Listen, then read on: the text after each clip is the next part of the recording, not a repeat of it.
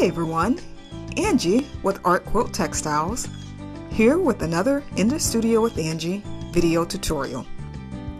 In this tutorial, I'll be demonstrating how to do a lettuce edge finish for your knit, art-to-wear garments, or other items. Now this has nothing to do with your salad, but it's a simple, easy-to-do finish that you can do with a basic home sewing machine, and you don't even need a serger. A lot of people think you need a serger, but you don't. So why don't I stop talking and we go ahead and get started. It's a t-shirt that I rust dyed and I'm not happy with, so it's a perfect candidate to show you. Now the fabric that you're using needs to either be a knit or it has to have some stretch capability. Okay, but before we get started, let me show you on one of my art to wear pieces what a lettuce edge looks like.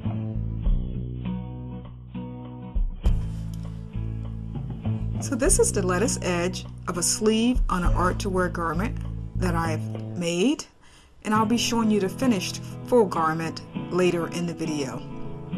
As you can see, the lettuce edge creates a nice little ripple effect, but it's not really gathered. So it's a nice clean finish for some of your art to wear or art quilt projects. Okay, now that you've seen a finished sample, let's go ahead and get started. As I said, this is a t-shirt and I've trimmed away the neck edge like you saw on the sample that I showed you. For the thread, I will be using a black contrasting thread just so that you can see what I am doing. And the thread that I am using is a polyester thread. You can use any type of thread you want. A lot depends on how much you want the stitching to be a featured item in thread. For my machine settings, I'm setting my machine to a basic zigzag stitch. I'll set the width to slightly less than the largest width that I can go to. And I'll set the length a little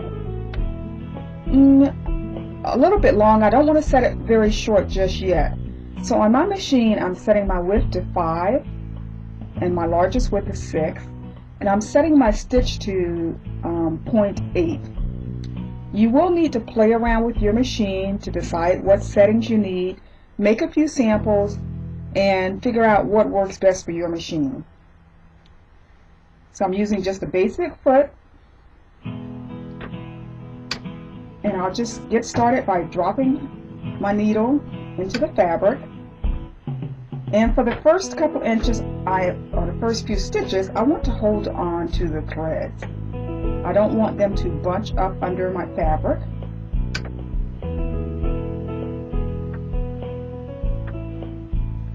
And I want to, as I'm sewing, I will be stretching the fabric by pulling it from behind and in the front. So I'll grab it a few inches out in the front and right there at the back of the presser foot in the back. Then I'll just start stitching.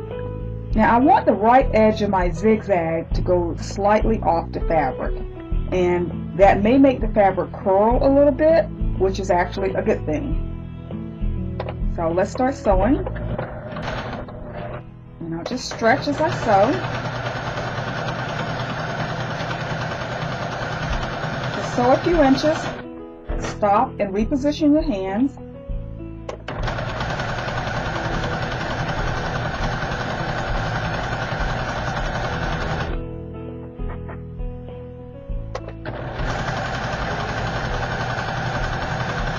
And just keep sewing and stretching.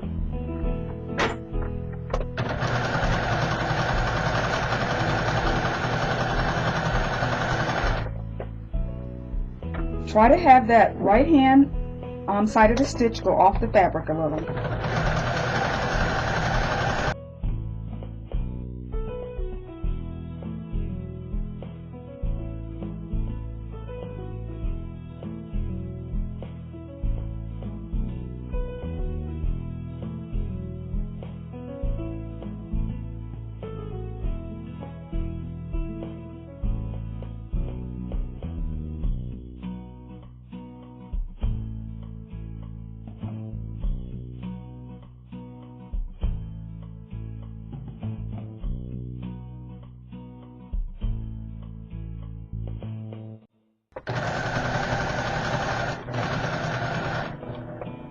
Okay, so now I am back to where I started.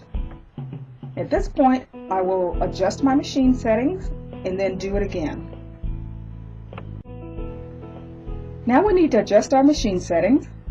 I will set the width to my widest zigzag width, which is a 6, and I will set the length just a little smaller to a 0.6. I will start off with that and stitch a little bit and see if I need to adjust it any smaller. And again, just stitch around, stretching as you go.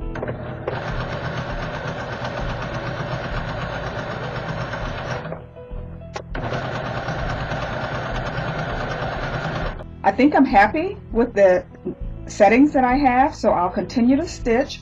And what's going on is the wider stitch length is covering the first row, and the shorter stitch length is filling in, because you can see from that first row of stitching. Let me zoom in here. As you can see, that first row of stitching, there's quite a bit of space between those stitches. So the second row, the second time around, at a shorter stitch length and a wider stitch width, is filling all of that in.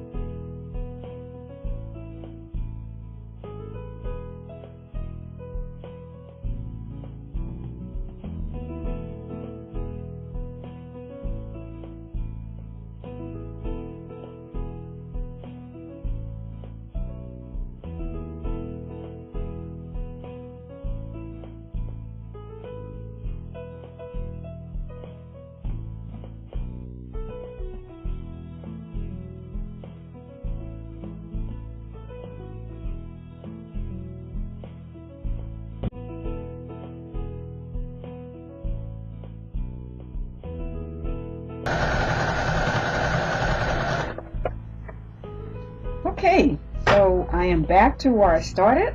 I'll take this off the machine and hang it up and give you a better look at the finished lettuce edge. Okay, so here's our finished lettuce edge on our t-shirt. You can see it has a nice little ripple, and it just gives a nice little finished edge on a garment, a knit garment, or any other garment that has some stretch to it. I'll get a little closer so you can see the stitches better. So you can see how the second row filled in those stitches quite well. And this is just a basic polyester thread that I'm using, but if you use a thread, something like a woolly nylon, it can completely cover that edge with no spacing between the stitching. So go ahead and make a few samples, try out different threads and see which ones you like best, and you'll have a nice, beautiful edge finish for your knit art to wear garments. Okay, so this is a jacket, an art to wear jacket that I made from a t-shirt, and I rusted the t-shirt fabric, and I trimmed away the neckline and cut down the sleeves and did the lettuce edge treatment on both of those. Also, I cut up the front of the t-shirt and did a lettuce edge treatment on that. So let me get a little closer and I'll show you what the lettuce edge treatment looks like on this garment. Here's the lettuce edge treatment on the neckline, but it really shows up on the sleeve here. You see what a nice finish that is. It gives it a nice little ripple, not really gathered, but a nice ripple. And it's a great way to finish off your knit garments. And I'll show you a view of this entire jacket here so you can see what the entire jacket looks like.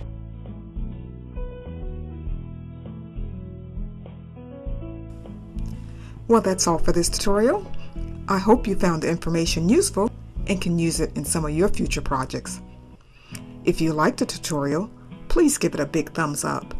And if you'd like to see more of this type, go ahead and subscribe to my YouTube channel. The link is popping up on your screen right now. I do hope to see you back again in the future, but until then, happy sewing and have a beautiful day.